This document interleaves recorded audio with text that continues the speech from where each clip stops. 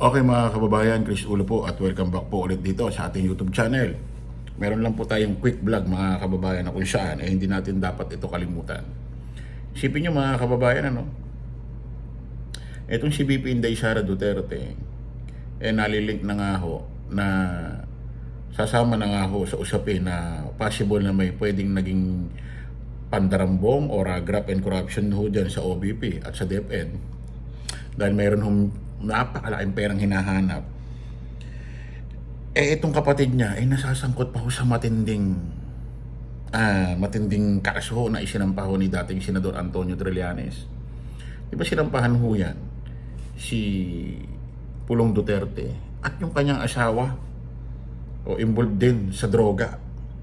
Kaya huwag natin kakalimutan to mga kababayan. Pakinggan nyo.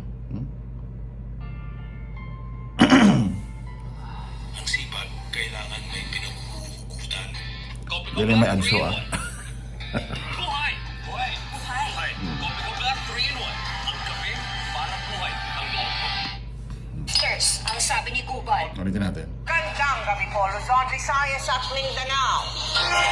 Idinadawit sina Congressman Pulong Duterte, Second Gentleman Attorney Mansa Carpio at Michael Yang sa 6.8 billion pesos na shabu shipment noong 2018. Isiniwalat yan sa kamera ni dating Customs Intelligence Officer Jimmy Guban na nakatanggap din daw ng mga banta sa kanyang buhay dahil sa kaalaman niyang ito. Sabi pa ni Guban, may pinapadawit din daw sa kanya na isang politiko pero tinanggihan niya ito kaya siya nakulong. Nakatutok si Tina Panganiban Perez. Jimmy, pag binanggit mo ang pangalan na to, pag binanggit mo to, mamamatay ka. Your Honors, alam niyo po ba kung sino yung mga tao na ayaw niyang ipabanggit? Na halos doon pa lang gusto na ako sipahin, bugbugin.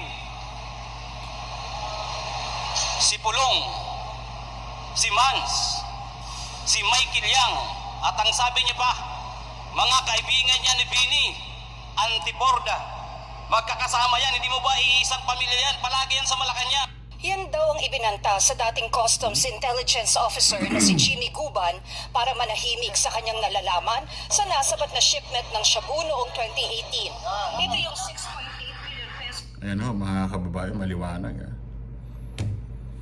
Bukod si VP Inday Sara Duterte, nasasangkot ho sa katiwalian ho diyan sa OVP at DepEd dahil may perang hinahanap na napakalaking siya napunta. Ito naman kapatid niya, nasasangkot naman sa droga, pati yung kanyang asawa. Sus Marios. Kaya huwag natin kakalimutan yan mga kababayan. Grabe ho, grabe sila. Babay po.